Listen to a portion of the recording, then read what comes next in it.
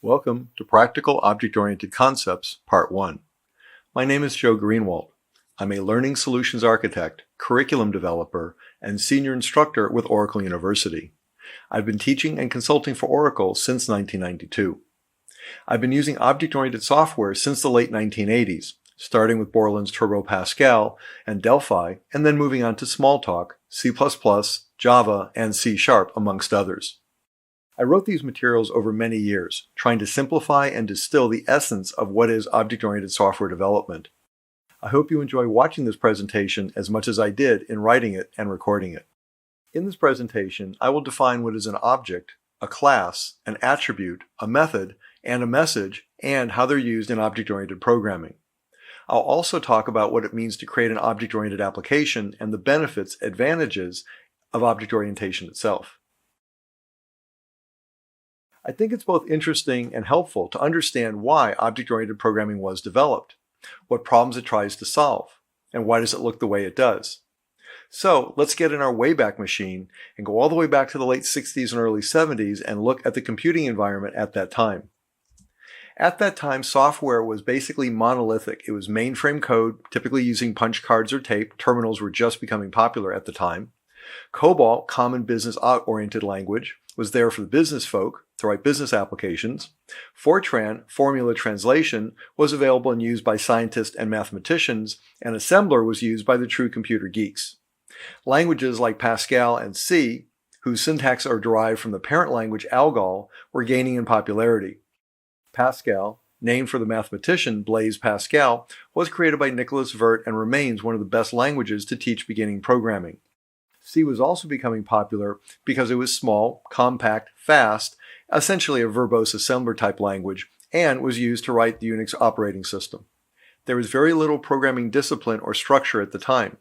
Go-to-list programming, structured programming, modular programming, procedural programming, those sorts of things were years off for mainstream coders. Mostly it was seat-of-the-pants coding. You'd start writing some code and hope it works, and then add to it. Also, writing the entire program at once and then going back to test it little by little was popular as well, if more frustrating and time-consuming. In the early 1970s, computer pioneers at the Xerox Palo Alto Research Center, called Xerox PARC, were developing a single-use computer with a graphical user interface. This was a computer that could be used by a single person at a time. It was dedicated to that one person. The person had their own dedicated computer, CPU, memory, storage, monitor, and input devices like keyboards and mice. While mainframe users did share the computing resources with others, this sharing could be transparent when things went well, or in some cases not so transparent. For example, when the mainframe went down and crashed or was unavailable, it went down for everyone. Even years later, I remember my mentor at the time bragging about a new mainframe operating system that he was using that was like a virtual operating system where it made it look like each user had their own disk, storage, memory, and CPU. And I said, "You mean like my PC?" at the time. However, back at Xerox PARC, they were developing and using this amazing, for the time, new box.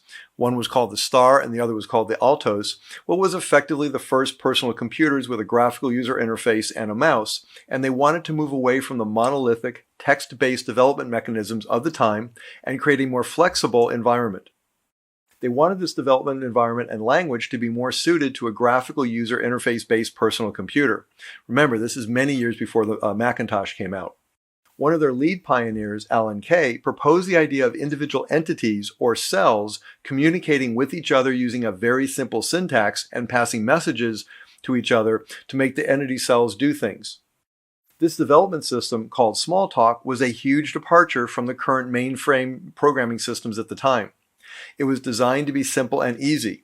For example, Alan Kay was challenged to write the entire syntax of the Smalltalk language on a 3-inch by 5-inch card, and he was pretty much able to do that.